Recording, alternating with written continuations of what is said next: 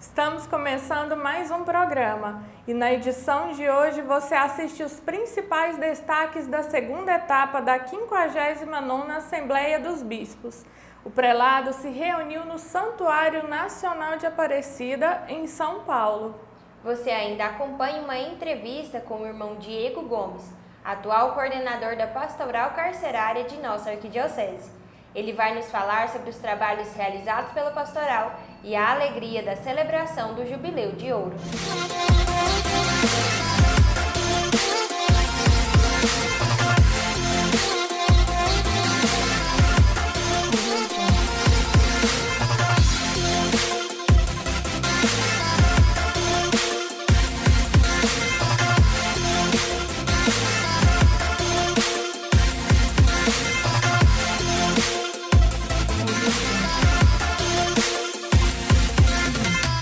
A 59ª Assembleia Geral dos Bispos do Brasil teve início no dia 28 de agosto e terminou na última sexta-feira, 2 de setembro. O tema central deste ano foi Igreja Sinodal, Comunhão, Participação e Missão. Segundo a CNBB, mais de 300 prelados, entre cardeais, arcebispos e bispos, participaram da Assembleia. Estamos reunidos em Assembleia Geral. A Assembleia Geral é a instância maior, mais alta, mais importante, deliberativa, também de reflexão, de estudo, de convivência dos próprios bispos. Portanto, nós não estamos num evento qualquer, nós estamos numa Assembleia dos Bispos do Brasil. E compõe esta Assembleia os bispos, mas faz parte desta Assembleia também um conjunto de ações muito importantes, desde as orações, as celebrações, o cultivo da espiritualidade, passando de uma maneira muito bonita pelo cultivo das relações interpessoais, os bispos que se encontram, eles têm a mesma missão em lugares diferentes do Brasil, se encontram fraternalmente, cultivam também a amizade, e tudo isso é muito importante para todos nós. Mas a Assembleia é também um espaço de trabalho, e de trabalho intenso, não só aqui, mas também antes da Assembleia. Antes de vir para a Assembleia, muitas pessoas trabalham, inclusive, mais do que outras na preparação para a Assembleia. E aqui nós temos dois exemplos desse aqui. Duas pessoas, dois bispos que trabalharam muito antes de vir à Assembleia, para que aqui, juntos em Assembleia, possamos tratar do tema mais importante, chamado tema central, que é uma reflexão importante sobre a Igreja em ação, a Igreja em atuação, a partir de diretrizes gerais da ação evangelizadora. O tema central que faz parte realmente da caminhada da Igreja quando está em Assembleia, olhando especialmente para as diretrizes, nós sabemos que o papel das diretrizes da ação evangelizadora no Brasil é justamente esse, de inspirar realmente a ação pastoral da Igreja no Brasil. Inspirar a ação pastoral da Igreja no Brasil. E também são fontes de inspiração para a CNBB, para as igrejas particulares no país. Então, isso significa que,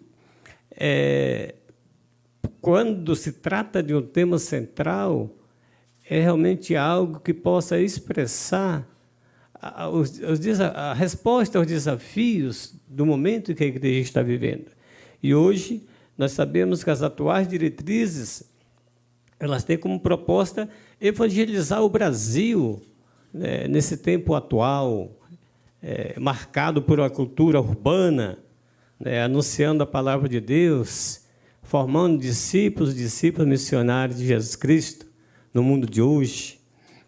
E através também da comunidade eclesial missionária. Então, são elementos sustentados por uma caminhada da sinodalidade.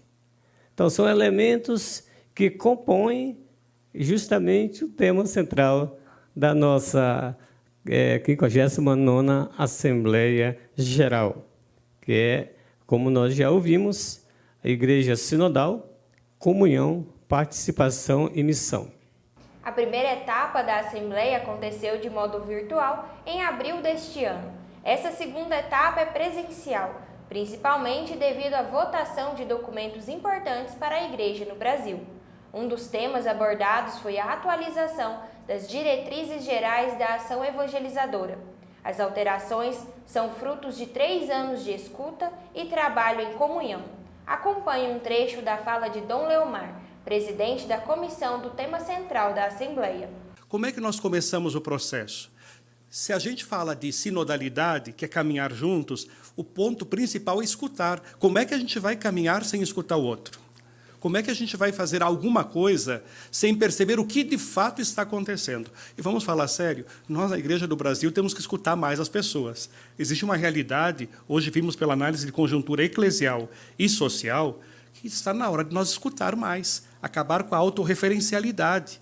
Existem situações novas aí que clamam a todo católico a ver qual é a nossa presença pública numa sociedade como a brasileira.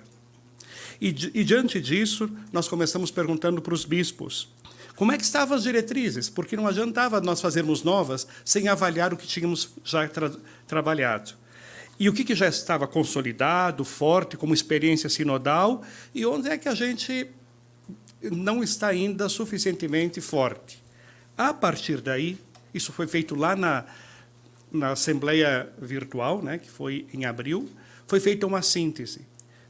Realizada essa síntese, nós enviamos em julho para todos os bispos do Brasil qual foi a síntese, quais eram os pontos fortes, que eu já vou destacar para vocês, e, em seguida, trouxemos algumas questões que prepararam o trabalho aqui. Por isso, quando eles forem fazer trabalho de grupo, aqui nós vamos fazer pelos regionais, nós já mais ou menos trabalhamos isso em nossas dioceses. O que marca muito forte a nossa proposta, então? As diretrizes não seriam aprovadas no ano que vem, seriam 3 anos para preparar as diretrizes. 2022 seria o ano de escutar. Escutar para ver, para enxergar a realidade. 2023 seria o tempo de discernir como fazer algo que de fato seja sinodal a partir da escuta. E só 2024, então, é que teríamos as novas diretrizes, após o sínodo que vai se realizar em outubro de 2023. Acho que todos concordam que seria estranho lançar diretrizes antes de um sínodo estar concluído. O sínodo pode trazer elementos que vão enriquecer ainda mais o processo. O que apareceu da escuta da fase online da Assembleia, lá em abril? Então, o primeiro ponto é este, considerar o contexto pós-pandêmico.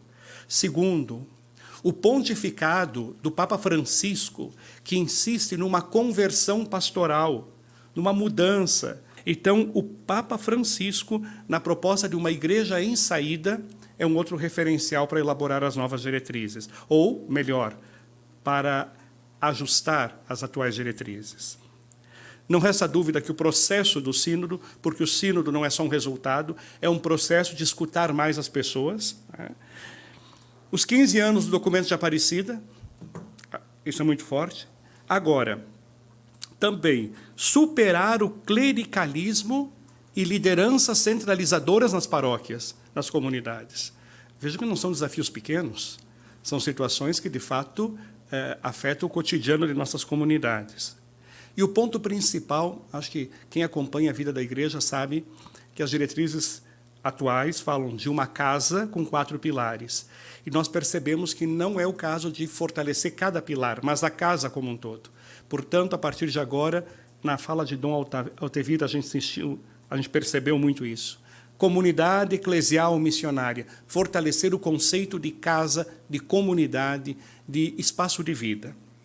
Você pode entender todo o processo e todas as decisões tomadas pelos bispos do Brasil acompanhando o nosso jornal Encontro Semanal e as matérias também no site da CNBB.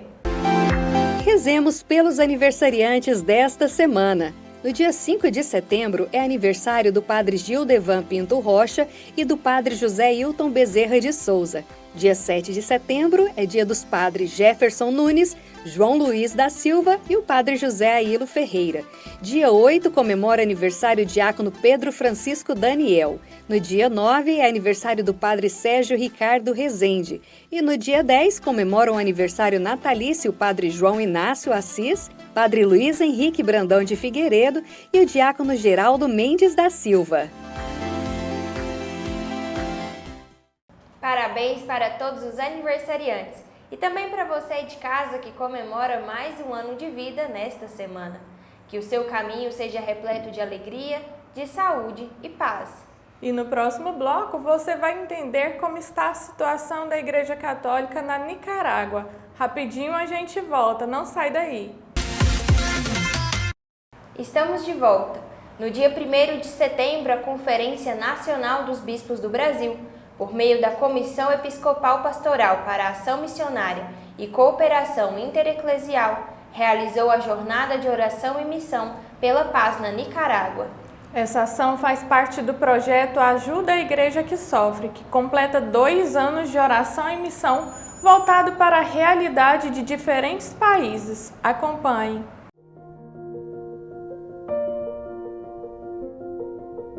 Durante esses 2 anos das jornadas de oração e missão, a Comissão para a Ação Missionária da CNBB e a ACN, Ajuda a Igreja que Sofre, tem dado oportunidade para que os fiéis católicos ampliem seus horizontes, alargando o olhar até os confins do mundo. Se não vamos a esses confins pela doação de nossas vidas, ao menos pelas orações, podemos ser missionários. Agora, nossos olhos se voltam para a Nicarágua. A igreja local defensora dos direitos humanos e da liberdade individual e religiosa tem sofrido muitas perseguições. Emissoras de rádio católicas fechadas, proibição de celebrações públicas e até a perseguição a bispos, religiosos e lideranças locais. A situação no país centro-americano esteve no centro de uma sessão especial da OEA, a Organização dos Estados Americanos, que pediu ao governo para pôr um fim ao assédio contra a igreja e a perseguição contra as ONGs e meios de comunicação. E o representante do Vaticano, Monsenhor Cruz Serrano, acrescentou que deve haver um entendimento baseado no respeito mútuo, na confiança e no diálogo.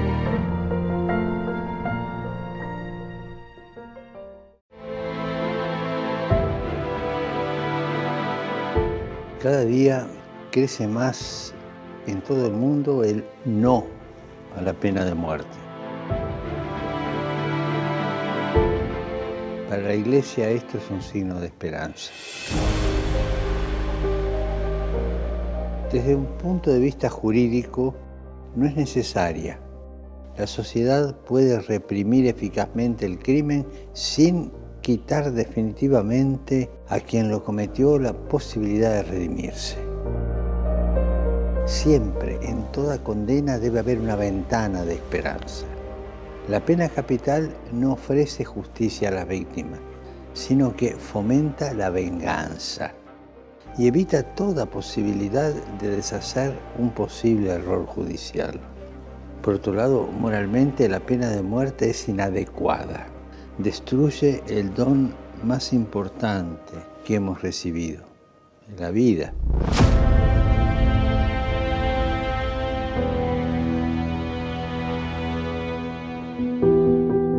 No olvidemos que hasta el último momento una persona puede convertirse y puede cambiar. Y a la luz del Evangelio, la pena de muerte es inadmisible. El mandamiento "no matarás" se refiere tanto al inocente como al culpable.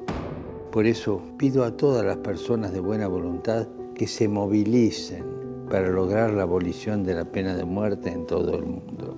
Y recemos para que la pena de muerte, que atenta contra la inviolabilidad y dignidad de la persona, sea abolida en las leyes de todos los países del mundo.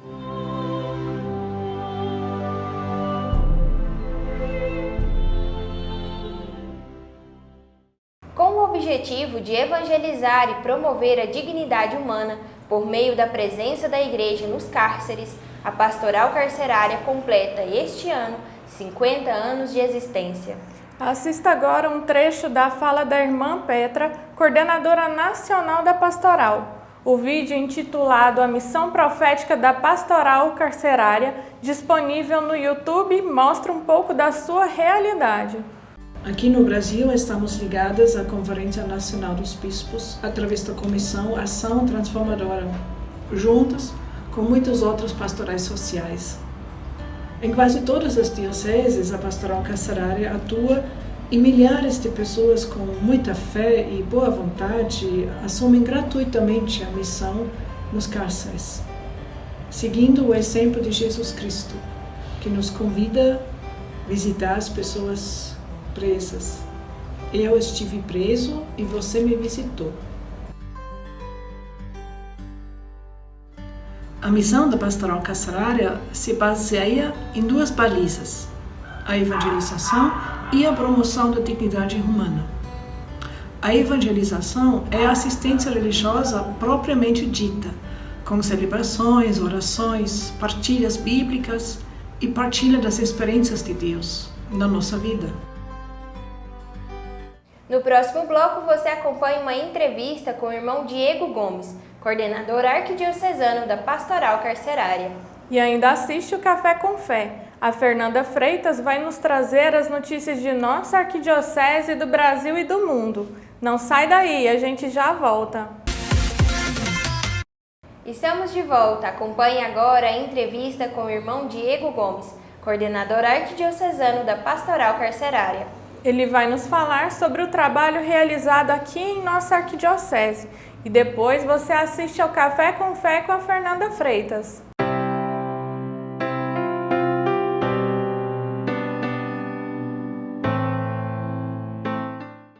A Pastoral Carcerária está presente na Arquidiocese de Goiânia há 27 anos. Um projeto, então, idealizado pelo então arcebispo da época, Dom Antônio Ribeiro, juntamente com algumas congregações religiosas e a irmã Petra, fundaram então a Pastoral Carcerária aqui na Arquidiocese de Goiânia.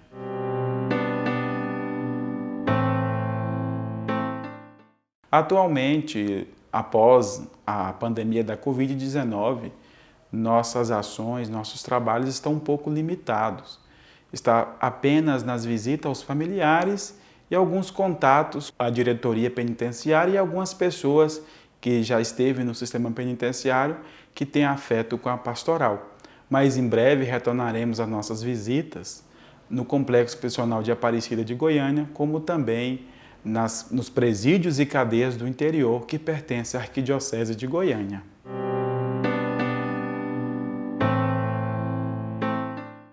O trabalho com os familiares consiste na assistência social, como também na assistência religiosa, orientando e conduzindo e até mesmo sendo aquela formiguinha no trabalho voluntário de ajudar e orientar os familiares com que medidas tomar após um ente querido deles for preso e a soltura, a liberdade.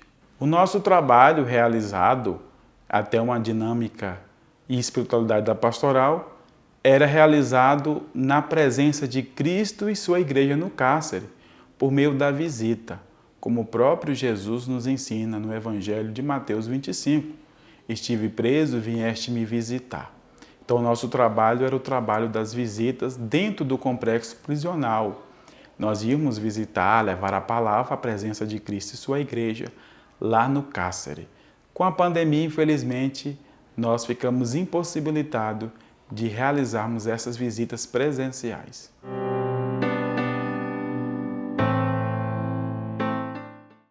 Muitas pessoas nos procuram para ser esse agente voluntário da pastoral. Levar a palavra de Jesus por meio do Evangelho no cárcere. Então, os voluntários que nos procuram é para fazer essa visita dentro do cárcere, porque a própria espiritualidade da pastoral é a visita ao cárcere.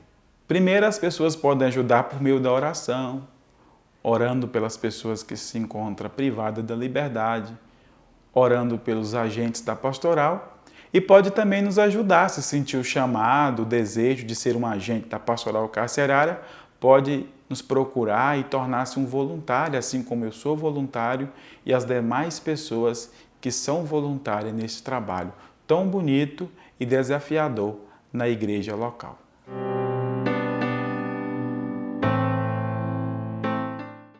É uma alegria muito grande no nosso coração, enquanto voluntário, religioso, consagrado, e agora na atual função de coordenador da pastoral, celebrar 50 anos dessa presença tão rica e amorosa da igreja no cárcere. Então é um júbilo para nós.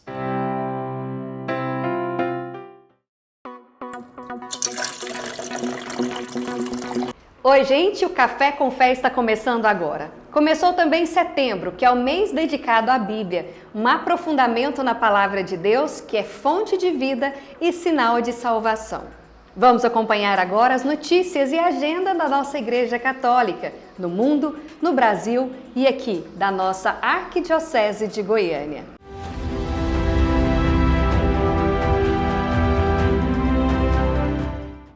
A reunião mensal de pastoral do mês de setembro já está agendada. Será no dia 10, na Cidade da Comunhão, CPDF, das 8h30 às 11h30 da manhã. O tema abordado será a Carta Apostólica Desidério Desiderave, sobre a formação litúrgica do povo de Deus.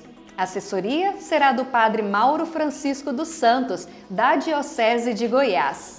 No dia 11 de setembro, na paróquia Santa Terezinha do Menino Jesus, em Aparecida de Goiânia, a comunidade Shalom realizará o evento Christus Vivit, presença confirmada da banda Missionários Shalom de Fortaleza.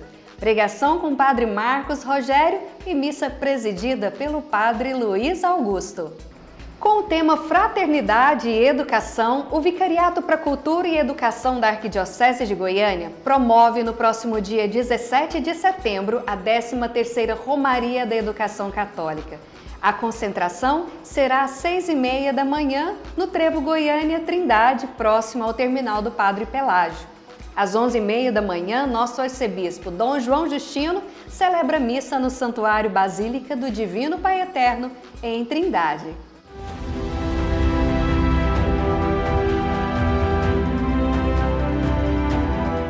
O Papa Francisco iniciou um novo ciclo de catequese sobre o tema do discernimento na audiência geral, realizada nesta última quarta-feira, na Sala São Paulo VI.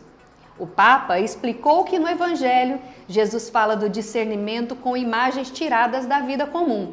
Por exemplo, descreve os pescadores que selecionam os peixes bons e descartam os maus. Ou o comerciante que sabe identificar entre muitas pérolas a de maior valor. Ou aquele que, lavrando um campo, se depara com algo que se revela como um tesouro. O pontífice explicou que o discernimento é aquela reflexão da mente, do coração, que devemos fazer antes de tomar uma decisão. Le decisioni dobbiamo prendere, ognuno di noi la deve prendere.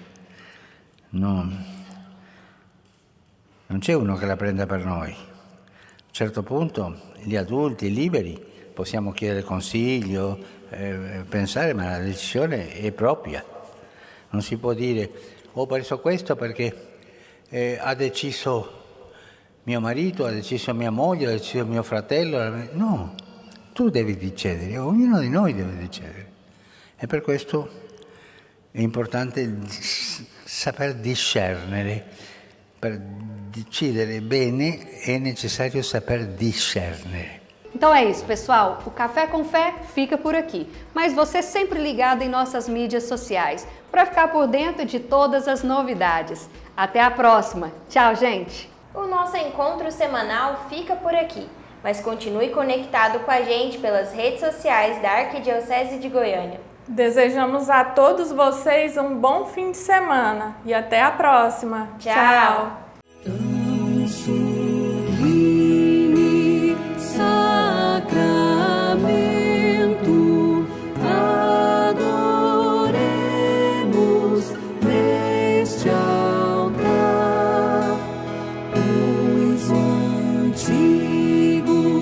Testamento